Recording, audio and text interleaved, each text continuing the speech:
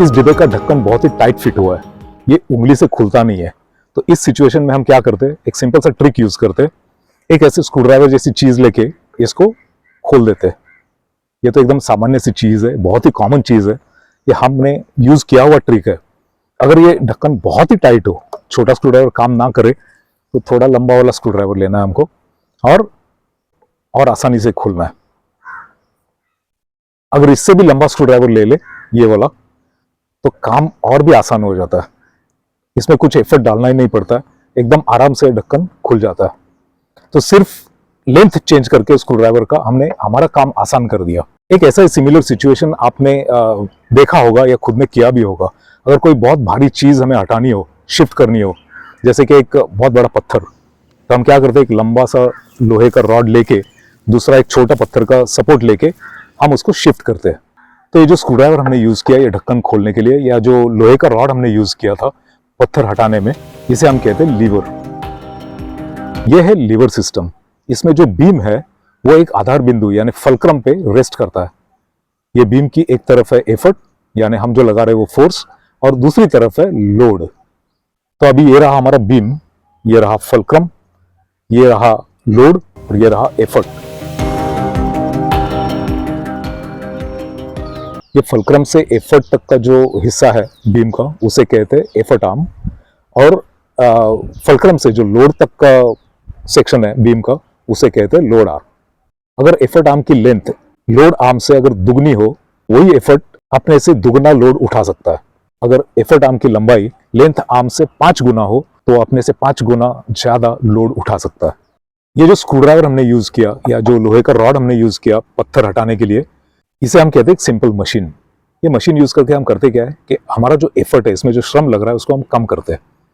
ये जो कम करने की जो ट्रिक हम यूज करते हैं, इसे हम कहते हैं मैकेनिकल एडवांटेज। यानी लीवर जैसी सिंपल मशीन हमको देती है एक मैकेनिकल एडवांटेज। जो मैंने पहले बताया, एफर्ट आर्म की अगर लंबाई दुगना हो तो अपने से दुगना लोड उठाती है, तो उसका मैकेनिकल एडवांटेज हुआ 2। अगर एफर्ट आर्म की लेंथ लोड आर्म से 5 गुना हो, तो वो अपने से 5 गुना ज्यादा लोड उठाती है, और उसका मैकेनिकल एडवांटेज होता है 5। लेकिन ये लीवर का गियर से क्या संबंध है? चलो आइए देखते हैं लीवर का और गियर का क्या संबंध है। लीवर की तरह ये साइकिल में लगे जो गियर्स है, या किसी गाड़ी में, लाइक कार हो या मोटर बाइक हो, उसमें लगे गियर्स का भी वही काम है जैसे कि लीवर का, मैकेनिकल एडवांटेज जनरेट करना, और इंजन का या राइडर का जो साइकिल चलाता है उसका एफर्ट कम करना। इसमें जो आगे लगे गियर्स, इसको हम कहते हैं क्रैंकसेट। पीछे जो गियर्स लगे, जो गियर का एक ग्रुप है, यहाँ पे क्लस्टर है, उसे कहते हैं कैसेट। तो लीवर की तरह, जैसे लीवर के एक एंड में लगता है एफर्ट, दूसरे एंड में लगता है लोड, वैसे यहाँ पे एफर्ट लगेगा आगे पेडल में या क्रैंक में। चेन से वो एफर्ट या जो फोर्स हम लगाते हैं वो चेन से पिछले गियर तक आता है और वो पहिया घुमाता है। सो साइकिल में आगे क्रैंक में लगे हैं 3 गियर्स और पीछे कैसेट में लगे 9 गियर्स। अलग अलग गियर कॉम्बिनेशन में गियर से हमें अलग अलग मैकेनिकल एडवांटेज मिलता है। अलग अलग सिचुएशन में अलग अलग गियर कॉम्बिनेशंस यूज होते हैं। सो इनमें लगे गियर्स के बारे में और थोड़ा जानते हैं। ये जो जैसे मैंने बताया, जो आगे फिट हुआ है, इसको कहते हैं क्रैंकसेट। तो ये है क्रैंकसेट जो साइकिल के आगे लगा हुआ है, और इसमें लगे 3 गियर्स, 1, 2, 3। तो ये तीनों गियर्स में अलग अलग नंबर के दांत लगे हुए हैं। ये है रोड बाइक का क्रैंकसेट, और रोड बाइक में सिर्फ 2 गियर्स होते हैं क्रैंकसेट में।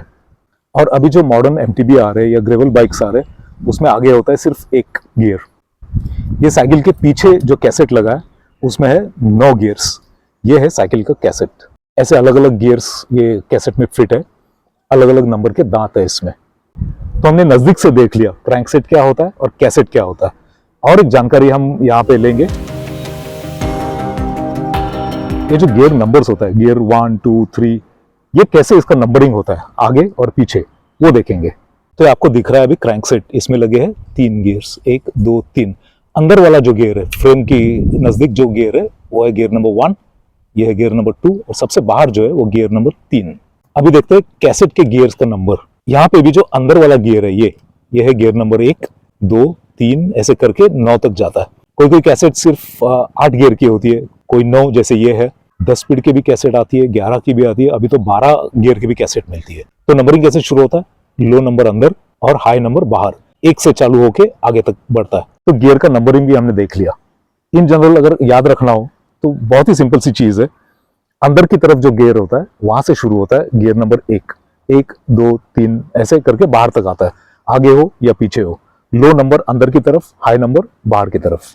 अब ये गियर्स मैकेनिकल एडवांटेज कैसे जनरेट करता है, कौन से गियर कॉम्बिनेशन में ज्यादा मैकेनिकल एडवांटेज मिलता है, कौन से गियर में कम मैकेनिकल एडवांटेज मिलता है, कौन से गियर में ज्यादा एफर्ट लगाना पड़ता है, कौन से इसमें कम लगाना पड़ता है, यह भी एक एक्सपेरिमेंट करके ही हम देखेंगे। तो ये एक्सपेरिमेंट हम क्या करेंगे कि जैसे एक साइकिलिस्ट पेडल पे फोर्स लगाता है, वैसे ही हम ये ट्यूब्स यूज करके, ये ट्यूब्स उसको लटकाएंगे हम पेडल से, एक एक ट्यूब करके लटकाएंगे। ऐसे हम उस पर एफर्ट डालते जाएंगे हर गियर कॉम्बिनेशन में, अलग अलग गियर कॉम्बिनेशन में। तो हम देखेंगे एक दिए हुए गियर कॉम्बिनेशन में कितने ट्यूब्स हमें लगाने पड़ते हैं ताकि क्रैंक घूमने लगे और पीछे का पहिया भी घूमने लगे। और एक चीज, ये जो ट्यूब है इसका वजन है अप्रोक्सीमेटली 150 ग्राम्स। ये वजन कोई मायने नहीं रखता है, बट जस्ट बता रहा हूं, हम जाएंगे नंबर ऑफ ट्यूब्स लगा के, बट एक जस्ट इंफॉर्मेशन के लिए ये 150 ग्राम का एक ट्यूब है। तो अब शुरू करते हैं अपना एक्सपेरिमेंट। तो अब हम एक्सपेरिमेंट चालू करते हैं। ये जो भी गियर कॉम्बिनेशन है, चेन आगे के तीसरे गियर में है और पीछे 9वें गियर में है, यानी चेन अभी टोटली बाहर की तरफ है। अब हम एक एक करके ट्यूब लटकाएंगे और देखेंगे कितने ट्यूब लगते हैं हमें क्रैंक को घुमाने में और पहिया घुमाने में।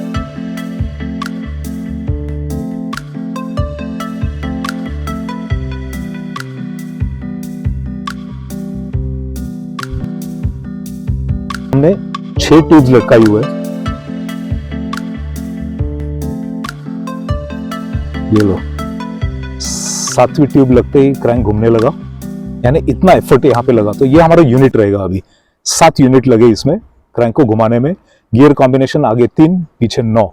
अभी हम क्या करेंगे, पीछे का गियर शिफ्ट करेंगे अंदर की ओर, 9 से 8वें गियर में, आगे 3 में ही रखेंगे और ये एक्सपेरिमेंट रिपीट करेंगे।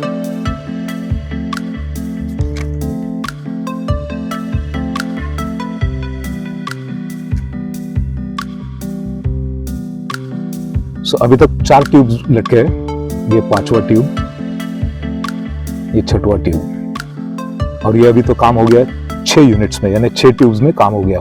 जहां पे 7 लग रहे थे अभी लग रहे 6। अभी चेन हम शिफ्ट करेंगे गियर नंबर 8 से गियर नंबर 7 में और रिपीट करके देखेंगे।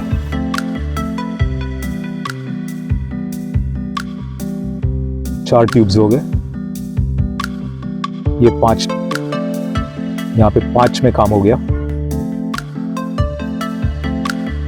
और एक शिफ्ट करते पीछे, ये गियर नंबर 7 था, अभी लेंगे गियर नंबर 6 में, आगे सेम रखेंगे। तो ये है गियर कॉम्बिनेशन, आगे 3, पीछे 6। 3 ट्यूब्स, 4 यूनिट। ये अभी 4 यूनिट में क्रैंक हमारा घूमने लगा। अभी हम सीधा शिफ्ट करते हैं गियर नंबर 2 में, पीछे, और देखेंगे कितने ट्यूब्स लगते हैं। तो अभी गियर कॉम्बिनेशन है अपना, आगे 3, पीछे 2। ये गियर कॉम्बिनेशन हम साइकिल चलाते समय नहीं यूज करते, इसे कहते हैं क्रॉस चेनिंग, क्योंकि ये कॉम्बिनेशन में चेन बहुत टेढ़ी होती है, उस पर टेंशन बहुत आता है, और पीछे का जो डिरेलर है उस पर भी बहुत सारा टेंशन आता है। लेकिन एक्सपेरिमेंट के लिए ही हम ये कॉम्बिनेशन यूज कर रहे हैं। तो 2 ट्यूब्स ऑलरेडी लग चुके हैं, 2 यूनिट्स और ऐड करके देखते हैं। ये तीसरे ट्यूब में घूमने लगा। तो देखा आपने, जैसे जैसे चेन लो नंबर पे जा रहा है वैसे वैसे एफर्ट कम लगते जा रहा है। और एक रिपीट करेंगे हम। अभी आगे चेन हम शिफ्ट करेंगे 3 से 2 में और 2-3 पीछे के कॉम्बिनेशंस देख लेंगे। तो ये है गियर कॉम्बिनेशन, आगे 2, पीछे 9। 2 ट्यूब्स यानी 2 यूनिट्स ऑलरेडी लग चुके। अब और ट्यूब्स लगा के देखते हैं।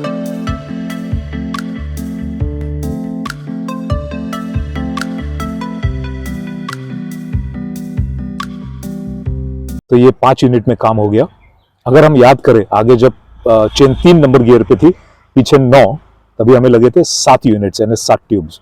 यहाँ पे 5 ट्यूब्स में काम हो गया। तो अभी है गियर कॉम्बिनेशन, आगे 2, पीछे 2। ये तो 2 ही ट्यूब में काम हो गया। कितना एफर्ट हमारा कम हो गया। अभी एक लास्ट कॉम्बिनेशन करके देखते हैं। आगे जो सबसे अंदर का गियर है, गियर नंबर 1 में डालेंगे। तो अभी ये है आगे 1, पीछे 9। ये भी क्रॉस चेनिंग है। ये भी हम जब साइकिल चलाते तो ये कॉम्बिनेशन हम यूज नहीं करते, क्योंकि चेन अभी यहाँ पे क्रॉस हो गई है बहुत। लेकिन एक्सपेरिमेंट के लिए हम करेंगे।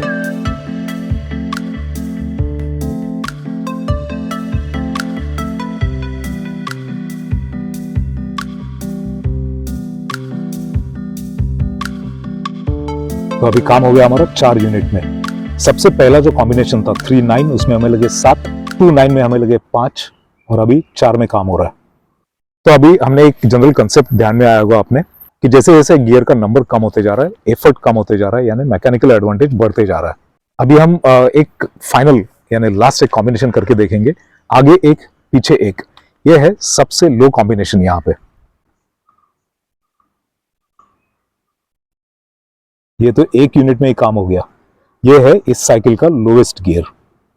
तो अब आप जान गए होंगे कि लो नंबर के गियर में जब चेन होता है तो एफर्ट आगे बहुत कम लगता है, और बड़े नंबर वाले गियर में जब चेन होती है तो एफर्ट ज्यादा लगता है। जिन गियर में एफर्ट कम लगता है, यानी जो कम नंबर वाले हैं, उन्हें हम कहते हैं लो गियर। वहां पे एफर्ट लो लगता है, इसलिए लो गियर। और जो बड़े नंबर वाले गियर्स है जहाँ पे एफर्ट बहुत ज्यादा लगता है, उन्हें कहते हैं हाई गियर। सो अभी ध्यान में आया होगा आपके, लो गियर क्या होता है, हाई गियर क्या होता है। तो कौन से गियर में हमें साइकिल चलानी है, हाई गियर में या लो गियर में? एक कॉमन सेंस अप्लाई करेंगे हम। जिस गियर में एफर्ट कम लगता है वो हम यूज करेंगे चढ़ाव चढ़ने के लिए। लेकिन इसमें एक कैच है, जैसे कहते हैं ना, कुछ पाने के लिए कुछ खोना भी पड़ता है। तो हम यहाँ पे क्या पा रहे हैं, लो गियर यूज करके एफर्ट हमारा कम हो रहा है, ये हमारा फायदा हो रहा है। क्या खो रहे हैं हम लोग? हम खो रहे स्पीड। जैसे आप हाई गियर से लो गियर में शिफ्ट करोगे तो स्पीड आपकी कम होगी, एफर्ट कम होगा और उसके साथ स्पीड भी कम होगी। अगर आपको स्पीड मेंटेन करना है, जो आपने मेंटेन किया था हाई गियर में, आपको ये जो क्रैंक है वो थोड़ा फास्ट घुमाना पड़ेगा, यानी आरपीएम बढ़ाना पड़ेगा। तो हमने क्या पाया? हमने पाया कम एफर्ट, और क्या खोया? स्पीड। स्पीड पाने के लिए क्या करना पड़ेगा? हमको आरपीएम बढ़ाना पड़ेगा। हम ये आरपीएम को कहते हैं केडेंस। तो लो गियर तो देख लिया हमने, हाई गियर कहाँ यूज करना है? तो हाई गियर कहाँ पे यूज करते हैं? ये जो गियर कॉम्बिनेशन है, इसमें हर एक कॉम्बिनेशन का अपना एक स्पीड रेंज होता है। वो ज्यादा से ज्यादा एक पर्टिकुलर स्पीड तक ही जा सकता है एक दिए हुए कॉम्बिनेशन में। सो जैसे जैसे आपका साइकिल का स्पीड बढ़ते जाएगा, आपको लो गियर से हाई गियर तक शिफ्ट करना है। सो हाई गियर हम यूज करते हैं स्पीड पाने के लिए। तो अभी यहाँ पे हम क्या पा रहे हैं? यहाँ पे पा रहे हैं हम स्पीड, और क्या खो रहे हैं? एफर्ट। यहाँ पे एफर्ट ज्यादा लगेगा, केडेंस कम हो जाएगा। एफर्ट ज्यादा लगेगा बट स्पीड मिल जाएगी। बट ये स्पीड कहाँ से मिलती है हमको? एक पर्टिकुलर स्पीड के बाद, एक पर्टिकुलर स्पीड पहुंचने के बाद हमें शिफ्ट करना है, low to high, low to high, low to high. तो अब ये पूरा गियर का कॉम्बिनेशन आपके समझ में आया होगा, चाहे वो साइकिल में लगा हो या कार में लगा हो या मोटर बाइक पे लगा हो। लो गियर्स होते हैं कम एफर्ट के लिए, और हाई गियर्स यूज करते हैं स्पीड के लिए। एकदम सिंपल सा लॉजिक है यहाँ पे। तो जस्ट एक रिकैप करेंगे। लीवर जैसा ही ये भी एक सिंपल मशीन है। एफर्ट आगे की तरफ लगता है, लोड पीछे की तरफ है। जब हम लो गियर सिलेक्ट करेंगे तो हमारा एफर्ट कम हो जाएगा, और जैसे जैसे गाड़ी चलाते हैं हम, साइकिल हो या मोटर बाइक हो, जैसे जैसे स्पीड बढ़ती जाती है, हम लो गियर से हाई गियर तक शिफ्ट होते हैं और ज्यादा स्पीड पकड़ते हैं। तो ऐसे ही वीडियोस बनते रहेंगे। Science of bicycles, bicycle maintenance tips, bicycle ride के टिप्स, बाइसिकल टूरिंग के टिप्स। आप वीडियो देखते रहना और सब्सक्राइब करना मत भूलना।